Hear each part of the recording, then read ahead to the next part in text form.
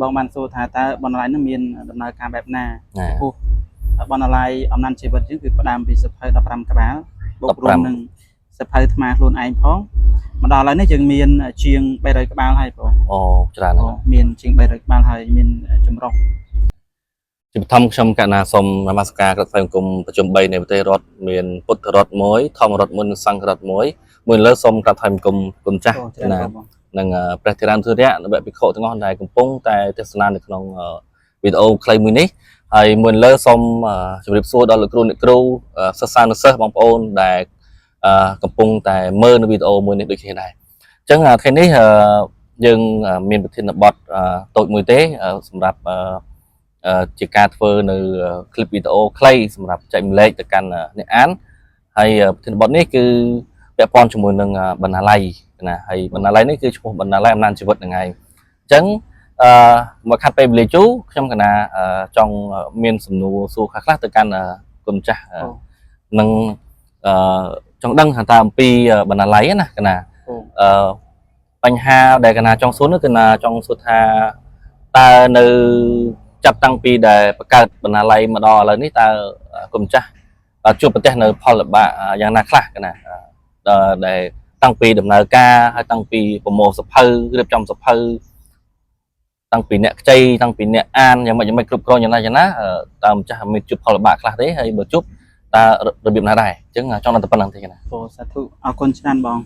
ណាសូមនមស្ការលោកចាស់គ្រប់ព្រះអង្គនិងចរន្តពរញោមពុទ្ធបរិស័ទអ្នកទស្សនាហើយចរន្តពរបងហើយបងបានសួរថាតើបណ្ណាល័យនឹងមានដំណើរការបែបណាពោះបណ្ណាល័យអំណាចជីវិតយើងគឺផ្ដើមពីសភៅ15ក្បាលបូករួមនឹងសភៅថ្មខ្លួនឯងផងមកដល់ឥឡូវនេះយើងមានជាង300ក្បាលហើយបងអូច្រើនមានជាង300ក្បាលហើយមានចម្រុះហើយបន្លែយើងគឺអត់ទាន់មានទីតាំងអីមានកន្លែងអីច្បាស់លាស់ទេប៉ុន្តែយើងដាក់នៅក្នុងវត្តទេណាវត្តទេហើយនឹងកត់ថ្មអញ្ចឹងទៅហើយដំណើរការយើងជាង1ឆ្នាំនេះបើនិយាយរឿងឧបសគ្គថាអត់ក៏ដូចមិនត្រូវថាមានក៏ដូចជាមិនហួសហេតុពេកហ៎បងចង់ដឹងថាអាមានហ្នឹងវាយ៉ាងម៉េចវិញមានហើយមានហ្នឹងគឺឧបសគ្គទី1យើងផ្សព្វផ្សាយទៅយើងវាអត់បានទលំទលាយទៅដល់អ្នកអានណាព្រោះយើងគិតថាយើងបើកបណ្ណាល័យនេះយើងចង់អនុញ្ញាតឲ្យសិស្សនិស្សិតដែលគាត់មិនមានលទ្ធភាពក្នុងការទិញសភៅអានឲ្យគាត់បានអានហ្នឹងគឺការផ្សព្វផ្សាយទៅវាអត់ទលំទលាយដោយសារយើងប្រព័ន្ធផ្សព្វផ្សាយយើងអត់សូវមានអ្នកស្គាល់ដែរយើងហើយមួយទៀតនោះនៅពេលដែលយើងបានមាននិស្សិតខ្ចីហើយសភៅយើងរឿងតិចយើងដាក់លក្ខខណ្ឌក្នុងការខ្ចីគឺថាមួយក្បាលយើងអាចអនុញ្ញាតឲ្យពួកគាត់ខ្ចីមួយអាទិត្យឬក៏ពេលទៅដល់2អាទិត្យអីចឹងទៅប៉ុន្តែសភៅនោះឯងខ្ចីហើយពួកគាត់សងហ្នឹងហើយអត់សងហ្នឹងមិនដឹងហេតុផលអីដែរមិនមែនជាការទាមទារអីពីគាត់ប៉ុន្តែនៅពេលដែលគាត់ខ្ចីអត់សងហើយអ្នកក្រោយទៀតចង់បានចំណងជើងសភៅនឹងដដែលធ្វើឲ្យស្ទះដែរហ្នឹងថាស្ទះដែរក្នុងសភៅមកចំណងជើងហ្នឹងជួនកាលជាមានតែមួយទេអញ្ចឹងបើសិនជាក្នុងករណីដែលបុគ្គលកឧទាហរណ៍ថាបុគ្គលកគាត់ខ្ចីយកទៅហើយគាត់បានវិលត្រឡប់មកទាន់ពេលឬក៏មិនផ្ញើមកវិញឬមិនសងវិញអញ្ចឹងវាធ្វើឲ្យស្ទះដល់អ្នកដទៃដែលគាត់ចង់មើលសភៅនឹងដែរអញ្ចឹងជាចំណុចមួយដែលมันបើតាមកណាដឹងណាដូចជាមិនមែនជួបត្រឹមតែបណ្ណាល័យគុំចាស់ទេណាគឺវាភាគច្រើនណាសំបីតែបណ្ណាល័យរដ្ឋធំតាមវិទ្យាល័យតាមអីហ្នឹងក៏មានធ្លាប់ជួបបញ្ហានឹងដែរណាអញ្ចឹងអានេះជាអ្វីមួយដែលសំខាន់សម្រាប់អ្នកអានណាហើយក៏ជាឧបសគ្គធំមែនទែនបើសម្រាប់យើងខ្វះខាតណាកណាអញ្ចឹងកណាចង់បន្ថែមបន្តិចទៀតថាតាំងពីបកកើតមកដល់ឥឡូវនេះបើតាមគុំចាស់សង្កេតមើលទៅថាយ៉ាងម៉េចដែរពាក់ព័ន្ធមួយនឹងសកម្មភាពក៏ដូចជាភាពសកម្មដែលឥឡូវកណាចង់ឧទាហរណ៍ចេះសភៅទាំង300ក្បាលហ្នឹងណាតើវាអាចនឹងបង្កើនអ្នកអានហ្នឹងបានប្រមាណ%ដែរហើយវាអាចច្រើនប៉ុណ្ណាដែរបើគិតមើលទៅណាអរគុណបងសំណួរល្អមែនតើវាជាគោលដៅដែលស្មានមានតាំងពីដើមមកពីដើមមកអ្នកអានប្រហែលជាត្រឹម3-4នាក់ទេឥឡូវយើងអាចបើគិតជាភាគរយអាចបានត្រឹម50%អ្នកអានថ្ងៃនេះខ្ចីមានចាប់ពីសិស្សវិទ្យាល័យអនុវិទ្យាល័យរហូតដល់សាកលជាដើមបងអញ្ចឹងភាគច្រើនហ្នឹងគឺគាត់ខ្ចីតគ្នាតាមរយៈស្គាល់កណាគាត់ឃើញតាមរយៈ บุคคลก็ใช้แต่ก็มาใช้ต่อยัง ใช้ต่อแต่สะเพยละออยtớiហើយមួយទៀតក៏គាត់ត្រូវការសភៅថ្មីដែរប៉ុន្តែយើងបានឆ្លើយតបទៅគាត់ហើយថាសភៅយើងមានចំនួនមានកំណត់អញ្ចឹងក្រុមបណ្ណាល័យអំណាចជីវិតយើងនឹងព្យាយាមធ្វើម៉េចរកគៀងកោសភៅបានច្រើនតាមតែអាចធ្វើទៅបានណាអញ្ចឹងកណាសូមបន្តទៅទៀតអញ្ចឹងពាក់ព័ន្ធជាមួយនឹងការគៀងកោសភៅក៏ដូចជាការដែលយើងស្វែងរកសភៅហ្នឹងភាគច្រើនបានមកពីណាវិញដែរតាមរយៈសប្បុរសជនឧបត្ថម្ភឬក៏គេបរិច្ចាគឬក៏យ៉ាងម៉េចកណាមានពីរចំណុចទី1គឺអ្នកដែលស្គាល់ឬក៏មិត្តភ័ក្តិตัวយ៉ាងដូចអាស្គាល់បងមកអ្នកនិពន្ធអញ្ចឹងបងមានសភៅដែលអាចចែកម្លេចបានបងក៏សូមចែកម្លេចមកตัวយ៉ាងបងបានចែកម្លេចសភៅល្អច្រើនចិត្តនឹងមែនទេច្រើនដែរណាចូលចិត្ត40ក្បាលហើយអញ្ចឹងអ្នកស្គាល់គ្នាគឺជាតេតិជនទី1ដែរពួកយើងនឹងស្នើពីពួកគាត់ហើយទី2តាមរយៈការផ្សព្វផ្សាយនៅក្នុងបណ្ណាល័យយើងពួកគាត់មានរោងពុម្ពមានអ្នកនិពន្ធមានគ្រឹះស្ថានមួយចំនួនដែរគាត់បញ្ជាក់ក្នុងការចែករំលែកមកមួយចំនួនដែរហើយយើងពិតជាសប្បាយចិត្តហើយចង់ឃើញមានការចែករំលែកមកកាន់បណ្ណាល័យដែរហើយព្រោះបណ្ណាល័យយើងបម្រើផលប្រយោជន៍ទៅដល់សាធារណជនកាន់តែច្រើនកាន់តែល្អនឹងគឺជាចំនួនចូលមកហើយទី3អាត្មាបន្ថែមចុះទី3គឺអាត្មាខ្លួនឯងអញ្ចឹងអាត្មានៅពេលមានបច្ច័យមកបុណ្យទានឬក៏បិណ្ឌបាតបានតិចតួចអញ្ចឹងទៅអាត្មាឆ្លៀតទិញជាសភៅដែលគិតថាតម្រូវការពួកគាត់អ្នកអានហ្នឹងគឺដាក់ឲ្យពួកគាត់អានជាក់ស្ដែងភ្ជុំហើយនេះទិញចិត្ត40ក្បាលដែរហើយអ្នកអានចិត្តអស់ហើយចិត្តអស់ហើយគាត់អានសកម្មបន្តគ្នាបងសូមបន្ថែមទៅទៀតអញ្ចឹងពាក់ព័ន្ធជាមួយនឹងសភៅដែលគុណចាស់មានកណាចិត្តថានេះក៏ជាអ្វីដែលអ្នកអានក៏ចង់ដឹងដែរដើម្បីជាការផ្សព្វផ្សាយទៅកាន់ពួកគាត់ណាតើប្រភេទសភៅដែលគុណចាស់មានជាង300-400ក្បាលហ្នឹងតើវាជាប្រភេទសភៅខ្លះដែលមាននៅក្នុងស្តុកឬក៏ក្នុងបណ្ណាល័យបច្ចុប្បន្នណាអរគុណច្រើនបងសំណួរល្អចំពោះសភៅយើងមានមិនហ៊ាននិយាយថាច្រើនគ្រប់ប្រភេទណាបងប៉ុន្តែយើងនិយាយថាច្រើនគួរសមដែរល្មមដែរយើងរាប់ចាប់ពីសភៅសម្រាប់សិស្សនិស្សិតរៀនឆ្លើយតបឧទាហរណ៍ថាពួកគាត់រៀនថ្នាក់ទី12ឬក៏ទី10អីហ្នឹងគឺយើងមានរឿងអក្សរសិល្ប៍ជាសំណេរតែងសេចក្តីមួយទៀតសភៅការលើកទឹកចិត្តសភៅអភិវឌ្ឍខ្លួនសភៅប្រឡំលោកជាពិសេសសូមបើកកញ្ចក់ខ្ញុំកណាត់មកភាពស្រឡាញ់ប្រឡំលោកចាស់ហើយបានមានគួរសមដែរដោយសារអីដោយសារគាត់ថាប្រឡំលោកចាស់ហ្នឹងមានតម្លៃជាជ្រៅហើយចង់បញ្ជ្រាបឲ្យអ្នកអានហ្នឹងគាត់ស្គាល់ពីចាស់មកថ្មីហ្នឹង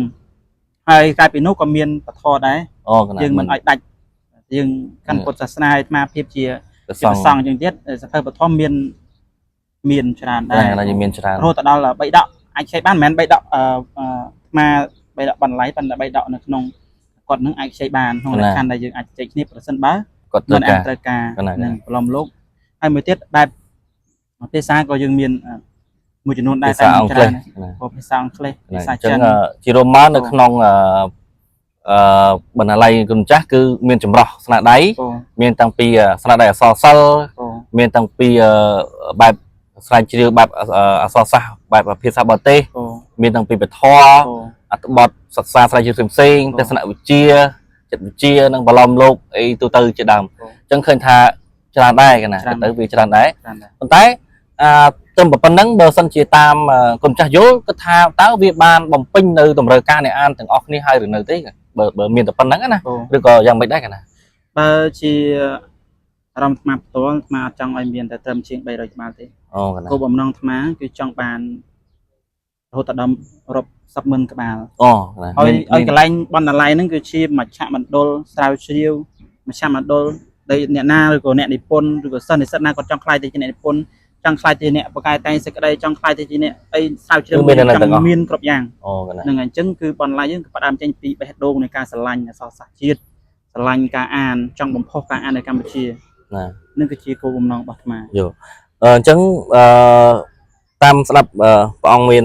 ដីកាកណាចាប់អារម្មណ៍មួយចំណុចទៀតគឺពាក់ព័ន្ធជាមួយនឹងចង់ពង្រីកវាឲ្យកាន់តែធំកណាដូចធ្លាប់បានឃើញផុសហើយដូចជាលើឃើញថាមាន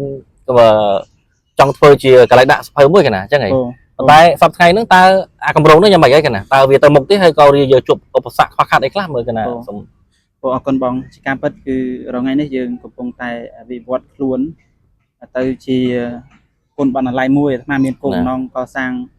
bọn lại tôi làm mồm mình tôi biết còn mình không biết này ai tục sập hơi ban chích mà mình bao đây nè ngày chân rồi ngay chừng phát hạt thà bị ca một chuyện nuôi nó bay chuột chul có sang lang bọn lại nâng chân trên đó cả nãy bờ nhận nhôm tu sna sân miền chia ai ô thom tam chia thà bị ca rồi có ship hơi các bạn này vô dương tất cả ship hơi ban cột tầm rong dương nâng chia dương rịch dương ở nơi tâm tài ship hơi bay rồi các bạn tê rồi mà lực lang hàng trong mảnh trứng thà hàng đa mảnh trứng thà dương trong ôi bọn lại âm nan chỉ vật nứng chi bọn lại mũi đây vô tới ai xa đó là chỉ bằng đông làm cả phải chịu cả sai chịu chân chỉ rồi màu vinh tam dạ bật phía clay mình cái là sử dụng màu vinh nhá là khơi tha pon ba vẽ pon chùm mùi nâng ca ba của nó lấy nó có miền trên cô sắm đai vẽ pon chùm mùi nâng chùm mùi phơi trên nơi miền chùm mùi khoa khát vẽ pon chùm mùi nâng nè lại còn cháy tới chúng ca song dư chúng ca mặt song tiết là vẽ pon chùm mùi nâng cầm rô đại dương trong review viện căn là thông chiến nắng rồi ta mới tới bóng miền chắc không có say mới tới khơi về ngay trong vùng rịch ở việt thông tới chia bằng na lay thông cái lay đã ách tục nâng đại cái xa bàn tràn sầm rạp ao cho nên là chôn cái đôi chia xa thì là chôn còn bán sắc xa là chiếu thằng ngọc nè còn tay phần bạ đại dương chụp cái thông thông nắng cứ tầng này an hay năng ti cái lành để dương ở toàn miền trầm trời tê chẳng trong ngày khi sập hư đã là cọt là lại thế cái này chẳng ở toàn miền chia bằng là lại chẳng trong phơi bàn tay này các bác là hiệp tiền chẳng chiều rùa móc hàng trong coi cái nào xong mình tích chết vẽ pon cho mùi nâng hàng con chắc để chiều thập bằng được phơi nơi bằng là lại nắng á trong chắc trong miền chia xa rồi coi chị ấy đấy sầm lập từ can này an cái đồ chia sập được truyền thống ở bắc sơn chỉ có trong châu rùm trong ca có sang bằng là lại nó ở can là thông tam tây và ông này trong bán ta có châu rùm ăn tham ná hay miền chia xa trong nhà từ can là này an thằng lại nằm về quạt bàn vô làm việc tục mà bỏ cùng chả chỉ trong cái một nâng trong biệt ốc trong cái hoạt hiệp trong cồm non xa cồm non đại và cái nâng cồm non đại thôi sẽ cao hiệp bằng là lai và cái bằng lai nan chỉ vật nữaคือcồm non thông thì mỗi nước ti mùi chùm rừng ca an ở Campuchia chùm rừng ca an ở bang crop stop vô vay bỏ lấy chương miền một con thơ soi mà đen trắng bằng lai dương từ subscribe tham một con chương miền YouTube chương miền Facebook chương miền TikTok chương miền Telegram một con cứ trong ao dù chôn dương chỉ an đọc bậtประกอบ mình men an vô bạc đại màn an hơi vô từ an vọt an hơi an vọt bàn phao vô từ chạy dần lên từ cănสังคมนี้ai đi chậm ran từ bán pro sấy chỉ chôn được nông bát tê nông miến chậm hạt đằng từ bán sấy chỉ chôn nông chạy an từ bán to từ con an nông sập hơi trời tiết ạ bị vọt rồi có an vọt trời cổ đào đẹp cụ quậtก็ถัดเฟื่อบ้องพูดแต่เขาได้บ้องชนะนิพนธ์เรื่องเคลย์ยังคือบ้องหนึ่งอันสะเพอแต่ตรงเรื่องเคลย์โดยจีกำเนิดตัวสนามวิเชียนในมวยนึกดำใบเอาเรื่องระบบบ้องเมียนเอาจีรู้หรือกับเมียนรูเจ็ดเมียนรูปารามเมียนสลับปะตัวอ้อยเนี่ยในอันนั้นคือตัวก็ตัวบานจะแม่ดังนั่นคือเชียกูน้องตีมวยกูน้องตีปีคือจังบันซอลสนาได้จ้าจังกอหรมเลืองสนาได้จ้าได้อายุบุญจึงกดมือรำโลงมันเมนทางกดมันจังอันนี้ไปข้างก็อัดดังเมนอัดดังทางก็ปีจ้าปีดำจ้าโบราณมีนปลอมโลกมีนตัวสนะวิเชียมีนใส่ใจขนาดยังกับน้ำลายยังหนึ่งยังกอรำเลืองมาวิ่งไอ้จังครอยจนจังครอยนั่นคือมาเทียบจังสนมโปก็โดยจีจังปีวันนี้ได้ทาสำหรับสับรัสชนยมปฐมสัตว์มีมน้องจังอุปถัมภ์ยังอาจูรวมบานตามระดับเทียบตีมุ้ยเชียถาวิกาได้ใบตรงก็สร้างบอลไลท์ที่ปีอาจูรมจีสะเพอรูปประเภทประตูบานนั่นจีจงกรอยมาเพียบเมียนแต่ประปันนึงดีจังจีจงกรอยเนี่ยได้ชมกันนะสมนมัสการนั่งโดยจีเปิดประเกตประทามจมูกนั่งซาบอกกุมจ้าในบานทรายจังจันนี้แต่การทรายที่ไหนจนต่างอ้อโดยจีบองโอนโดยครูนิครูสันนิษฐานกับไว้นิพนธ์เนี่ยนิพนธ์มาแต่งลายได้กำปงแต่บานมือได้บานนั่งกำปงเคยมีตัวมือนี่ให้บานดังปีซานี่ให้บาสันเชียเมียนจะรออารมณ์นะจองช่วยชมเชงเอาการติงบรรณาอะไรนี่เอาการทมเดี๋ยวเชียบรรดมจิตติกันอะไรสำหรับเอาซาที่ไหนจนตัวเตอร์กดบานโจมหมกซาฟรานชิลซ សូមជួយឧបត្ថម្ភតាមរយៈ page ក៏ដូចជាតទៅមកគុំចាស់ផ្ទាល់តាមគណនីTelegram ក៏បានហើយក៏ដូចជា chat ក៏បាននៅក្នុង page ក៏បានដែរណាអញ្ចឹងកម្មវិធីយើងជាមកដល់ទីបញ្ចប់ហើយខ្ញុំកណាសូមនមស្ការថ្វាយគុំលាហើយនឹងសូមជម្រាបលា